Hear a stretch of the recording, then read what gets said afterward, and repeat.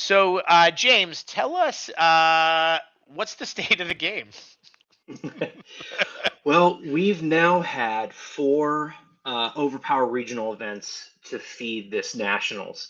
Um, so just getting into the basics, we've had 189 total participants.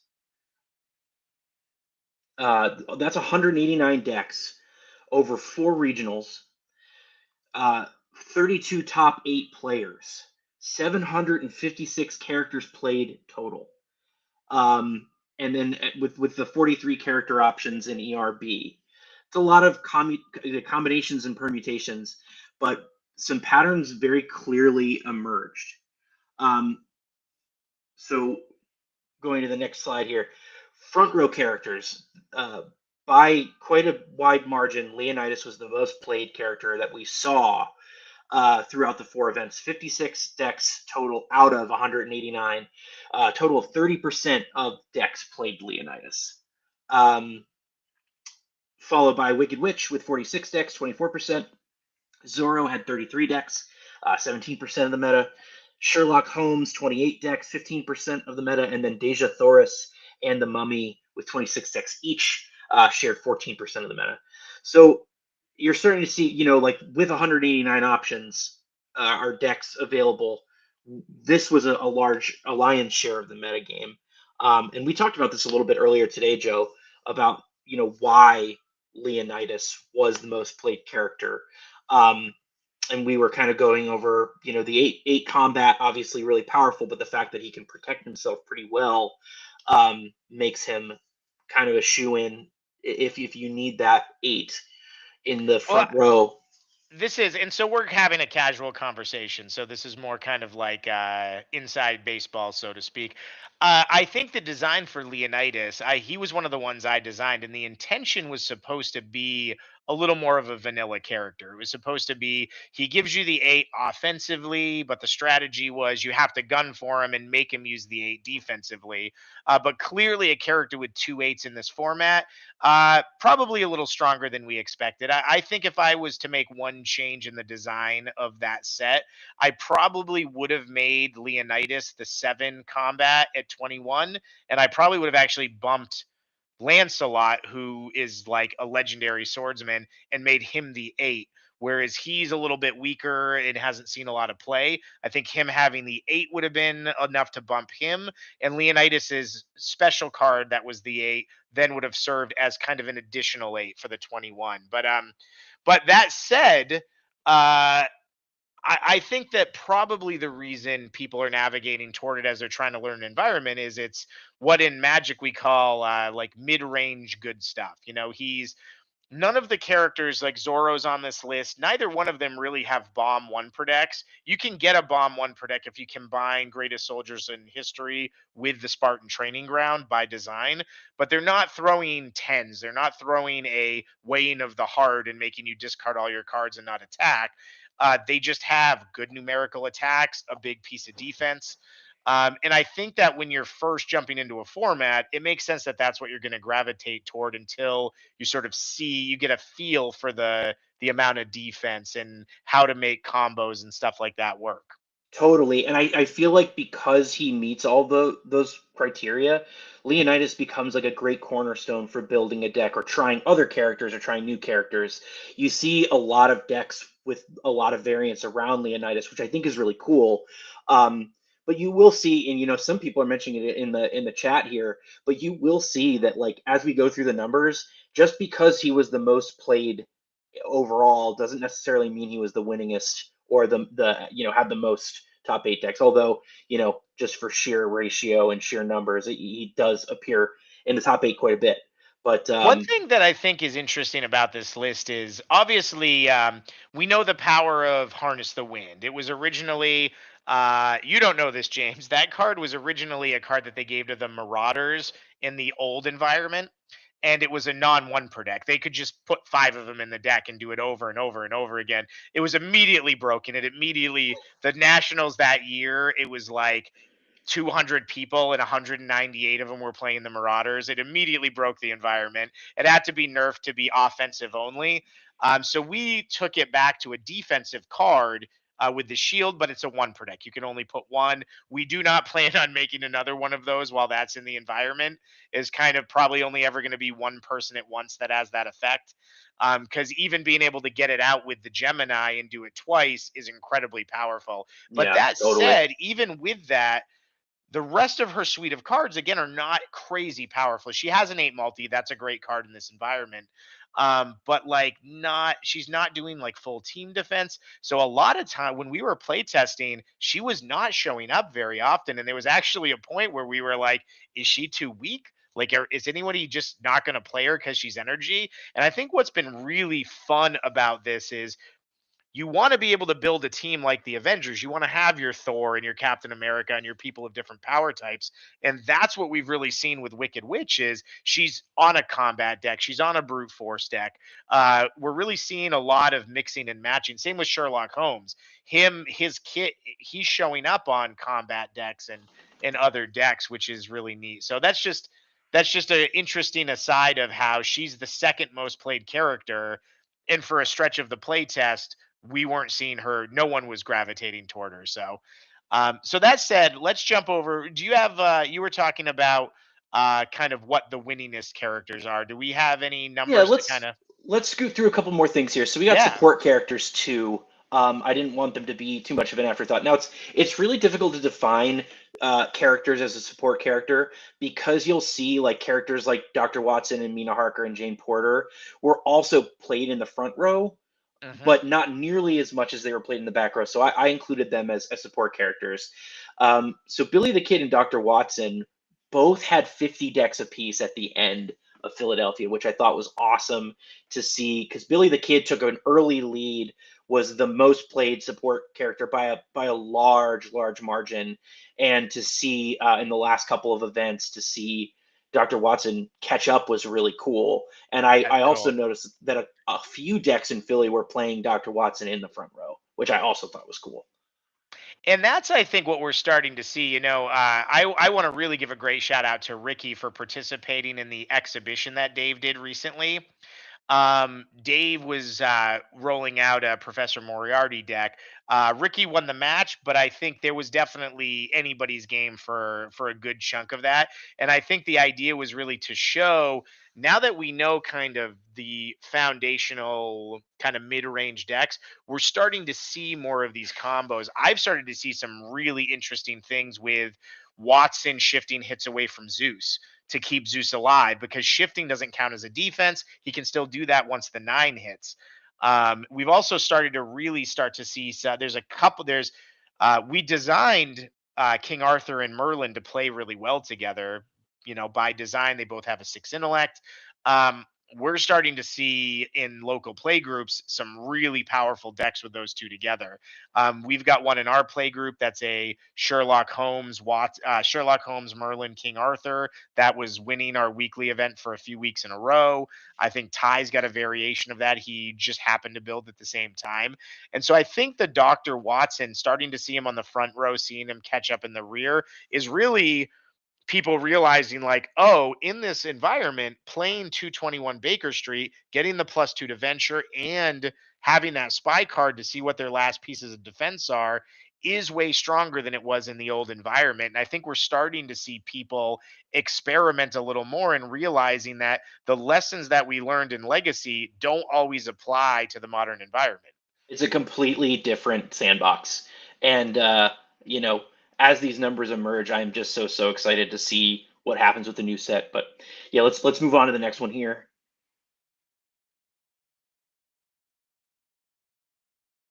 So this was an interesting stat to me. I included it in the last state of the game, but I included it here as well. I wanted to take a look at the characters that had the most decks with 0 top 8 appearances. Sorry, I just have to stop. My mind is blown. I actually didn't know this till just now. I didn't go over these numbers with James ahead of times. Hercules did not appear in any top 8 decks in all 4 regionals. Not a single one. That is in we. He was the character we were the most worried about in playtesting for being broken.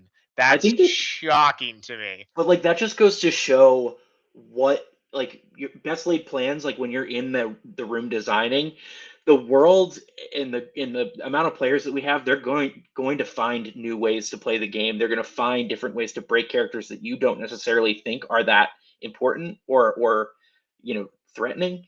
Yeah, seeing some of these characters here, John Carter in 16 decks, 0 top 8 appearances, Anubis and Mr. Hyde both with 14 decks, 0 appearances. So yeah, very very interesting. I Yeah, just and I'll just wanted say to toss this too, in. the man, I've seen I'm not going to give away who has it. I've played against a Hercules deck recently that somebody came up with that's I think about 19-3 right now, and it is a monster deck. So I'm throwing the gauntlet down. I think there is a tournament winning deck with Hercules in this format 100%. I think I'm surprised the neither the Anubis or the Hercules. Anubis is the only character in, I can tell you, in Skybound too. He has the Wane of the Heart card, which we generally call a penance stare because it was the Ghost Rider card in the old game.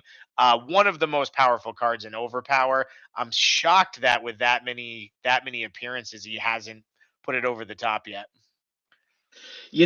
I mean that's the thing is it's like certain characters you don't know how they're going to interact with the rest of the field when you get them out there. I mean, I think that Anubis and Ra leading into the last event, Anubis and Ra had both were both in the same space, and I thought that they served similar roles where they had like some really cool utility, and then Ra ended up punching into the top 8. One deck with Ra punched into the top 8 at the in Philly, which I thought was pretty awesome.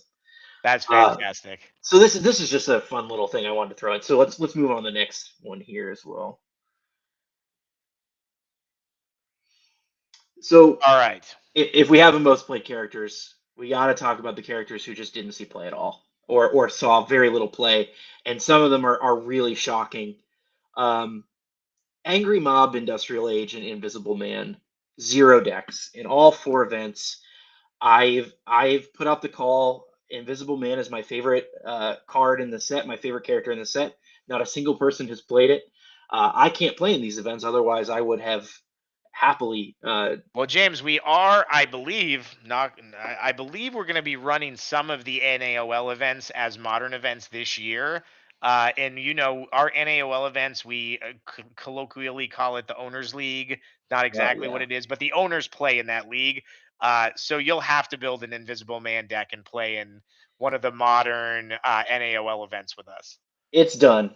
I've already done it. I don't have time here to talk about it, but it's happening. Dracula having only 2 decks, and they were in the same event. Dracula was played at one event. I believe it was in Columbus. And there were 2 decks, and he hasn't seen play since, and not before.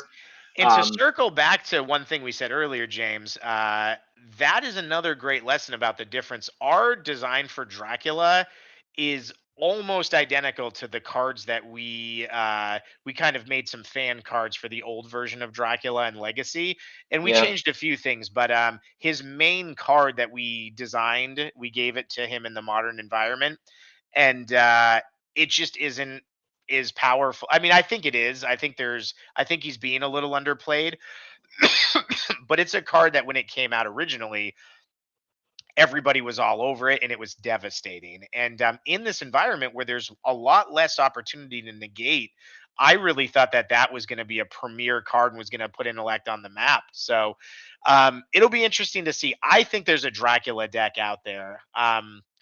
Some of these I'm not as surprised. I designed the Time Traveler. I love him, but if I'm being completely honest, I really designed the Time Traveler with Legacy in mind a bit. His like big shtick is to negate events, and their events are more important in the old game. right. So I'm not as surprised, but I actually think the Industrial Age Angry Mob doesn't get looked at enough. They're the only character right now that has opponent must discard all placed universe cards.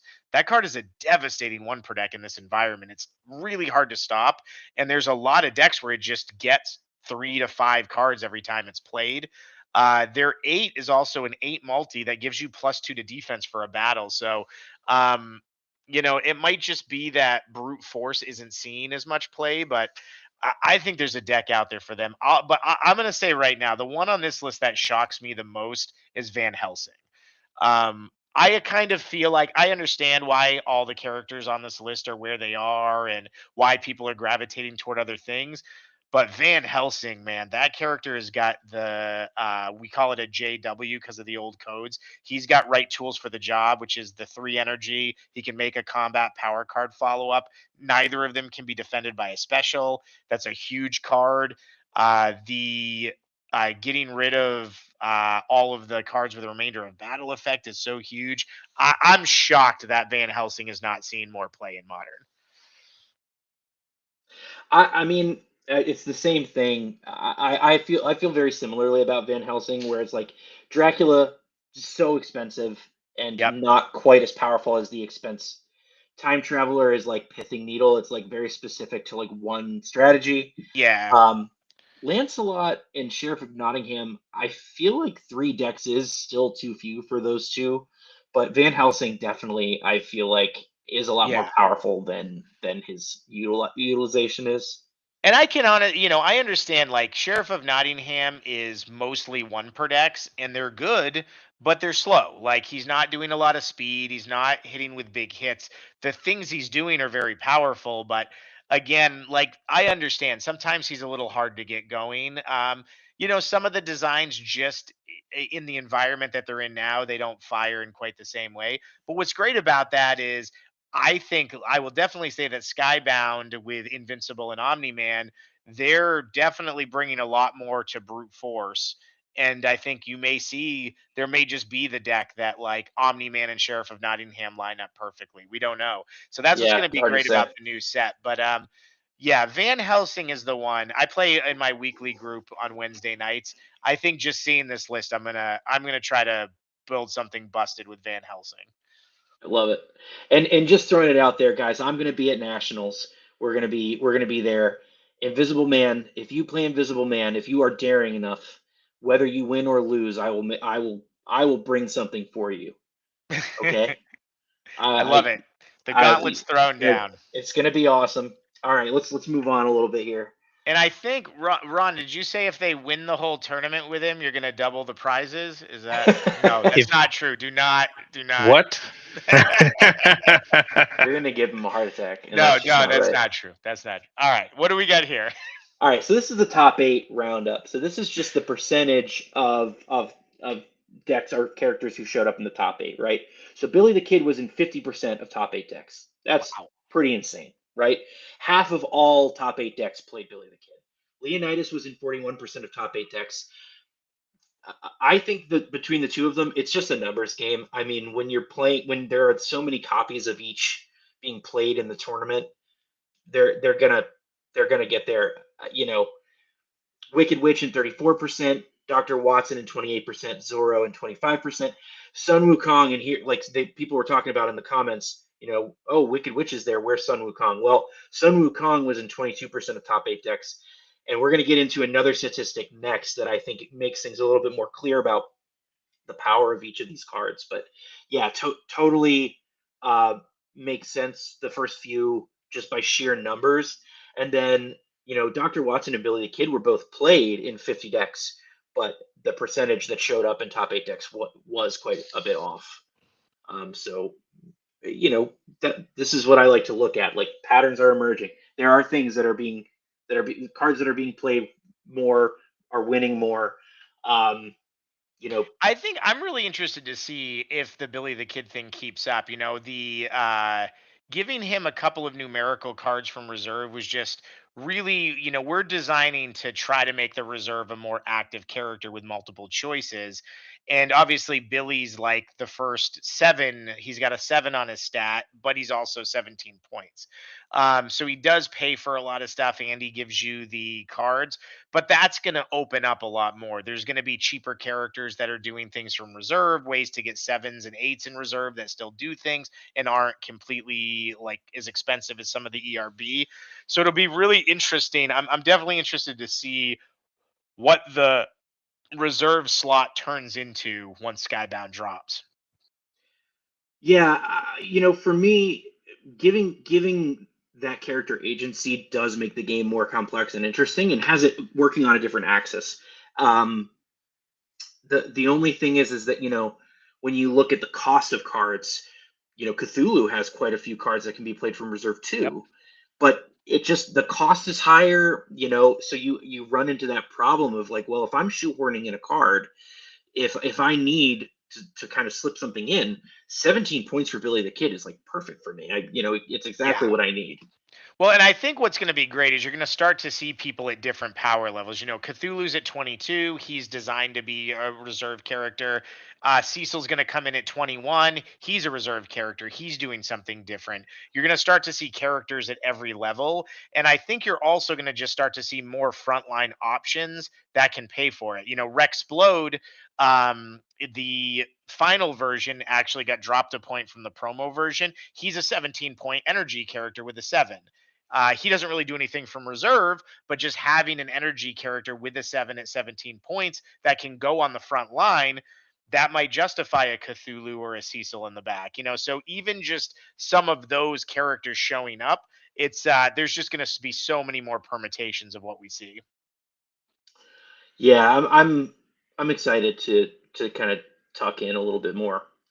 Yeah, somebody asked in the chat the cornerstone of each deck of the top, the four decks that won. There was some crossover with Sun Wukong. I think he was in three of the four decks that won. Um, but interestingly enough, Wicked Witch was only in two of them. Two, yeah. Derek's deck that won in Columbus had Sun Wukong, Dr. Watson, King Arthur, and Billy the Kid. And then A Phil's deck, very, very different deck from shifting the attacks and tucking, which was what the Wicked Witch deck was doing. So very very cool list. Derek's deck is very cool. I know Ty had some hand in helping design that, which is always cool. And then uh, yeah, Leonidas was the cornerstone of Phil's deck when he won in Seattle. So there is that crossover. Sun Wukong in 3 out of 4 decks. I think that I think somebody mentioned. He has a pretty good track record. yep, that's Um, true. Yeah, he definitely brings the heat. So all yeah, right, what cool else do card. we got here, James? Yeah, let's move on to the next slide. So this is a breakdown of the most successful characters and percentages. This is going to be a surprise, but Captain Nemo was the winningest. Like the top, it is the card that top aided the most versus the amount of decks that were played. 4 of 9 of Captain Nemo decks made the top 8, which I think is pretty awesome. 44% of decks. Followed closely by Three Musketeers. 2 of 5 decks made it into the top 8, which is cool because these are two characters that saw very very little play. And Um, when we release the Canadians, if you watch Jessica Sims matches from the Canadian regional, she top aided with Three Musketeers, and I talked a lot about that in my commentary for that match about combat is people are really wanting to fit the 2 8s on, and then it's hard to pay for Three Musketeers, but Three Musketeers just brings so much offensive heat and still has a numerical full team defense. There's just a lot there, and I think that's what's so great about a game like Overpower is since it's character driven and it's not just individual card driven, you're not going to sort of figure out what the best strongest combos are and then you just know it. It's like people might be sleeping on Captain Nemo and not realize like, "Oh, hey, this is a suite of cards I can build a deck around that is clearly very powerful." Yeah, I mean it's the same like the look at this list, it's Nemo, Three Musketeers, Billy the Kid, which we knew Billy the Kid would be up there, but I think that's a numbers game. Sun Wukong, then Wicked Witch, Zorro, Joan of Arc. What's not up there is Leonidas. Mm. Like when you're looking and zooming out and looking at the decks that are successful, yes, there are a lot of decks playing steak and potatoes, and there's zero wrong with that. I love mid-range decks. I love Leonidas. Great, he's a cool card. His attacks are awesome. I like that he can defend himself.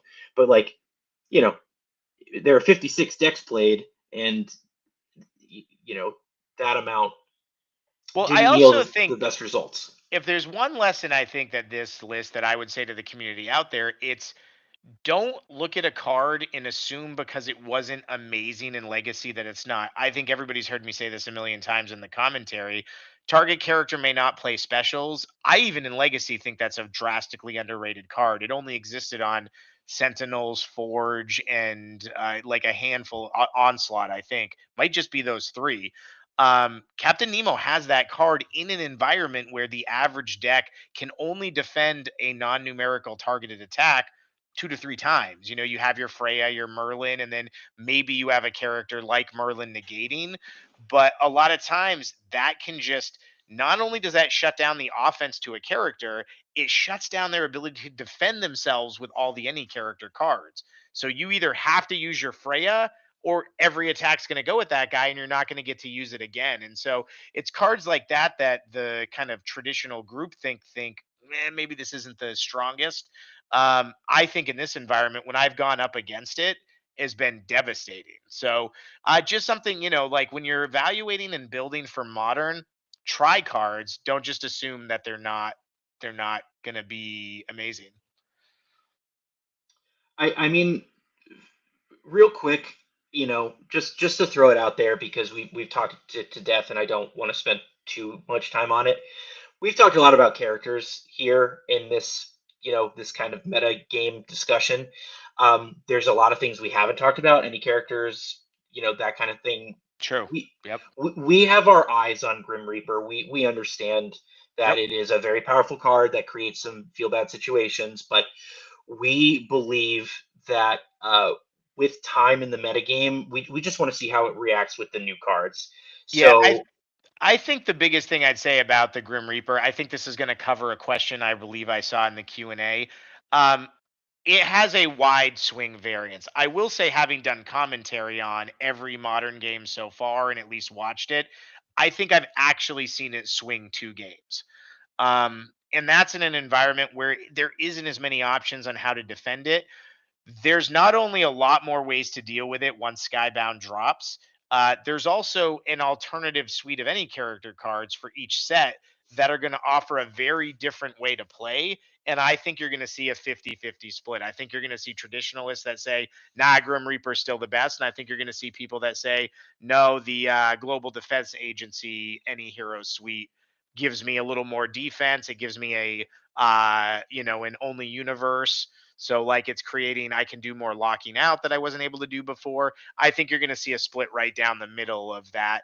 And that's going to be our approach to how to do any character cards going forward is each set's going to have a suite of their own. So, we're not going to make any changes to it for the foreseeable future. It's going to be played the way it is in the nationals.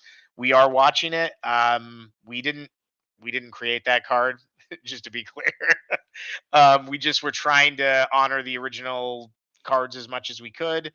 Um, and if it gets to be enough of a problem, if the new environment still has games where it really swings it, we'll do something about it. So, yeah, so this is it, folks. Like, we this is a big snapshot of what's working, what's not working, what could be working better. Um, I do feel like despite the numbers that you're seeing here, when I look at the bigger picture, I'm really excited about how much variance there is in the format. There are decks that are definitely establishing themselves. The shift deck has really kind of risen towards the top, but it is a deck that has varying results because you end up seeing that it's a very skill intensive deck. And I'm not saying that just anybody couldn't pick it up, but it's not the same, as I mean, I playing. can tell you I've never been good with that style of play. The old Onslaught Citadel does a lot of those tricks. I've never been able to use that battle site well. So, it takes a certain way of thinking about it that not everybody it is a very skill intensive deck. It's not what I'm good at with the game. So, um, well, James, is this the last slide? No, there's one more. I Yeah, I let's just jump to the last I one. just with all the games being played and we've seen the conclusion of this season, uh, kind of in light of the announcement of the Hall of Fame, obviously a lot of NAOL folks are going to be higher up on the list. They've been playing forever, but These are people who've been winning in Modern, people who have been making a huge impact on the game. Thomas Keane, uh, Thomas, I one. swear we're gonna spell your name right one of these times. Did I not spell it right? I don't think it has an H. I'm pretty sure you might be Maybe I'm right. wrong. We will just move forward. I'm just It teasing. it doesn't have an I know H. I spelt it wrong previously. He won the Toronto Regional. He was fifth place overall in the top eight in Seattle, second place in Columbus, just missed top eight on Breakers, and ninth place in Philly. I mean, he has had major performances at every single event, and he will be at national. So he's someone to watch out for sure. Phil Miller winning Seattle. Um, Derek Bertrand won Columbus. Ricky Sacita won Philly. Phil Keffer has had multiple top eight appearances. Marcel Loget has had multiple top eight appearances, and Corey Sims has had multiple top eight appearances. And then the first two kind of Teams. established pro teams are Team Columbus and Liga Overpower Brazil. Team Columbus has the Sims Doug, Corey, Jessica, Jessica, Nor Nor, Alvarad. And then, of course, Liga Overpower Brazil has Diego uh, and has Felipe, two guys who came in, and every time that they're in a tournament, they make a splash. So and big shout out. I'll never count out Scott Flint. Scott Flint does not travel to a ton of different events, but I can tell you he is an incredible competitor, and he's wins tournaments and tops eight a lot of stuff in Columbus. So top eight at Columbus. Yep. he's certainly somebody to watch out for. It says there's going to be a lot going on at this one. So All of the best players are going to be there. I'm so excited to see what everybody brings. I just want to see everybody bringing new and interesting decks or takes on their decks, kind of playing to the new meta that's establishing itself towards the end of the season. That's pretty much all I had. all right, James, thanks very much. That was fun. I love like waxing poetically about all the different things that are going on. So, thanks very much for being with us, James.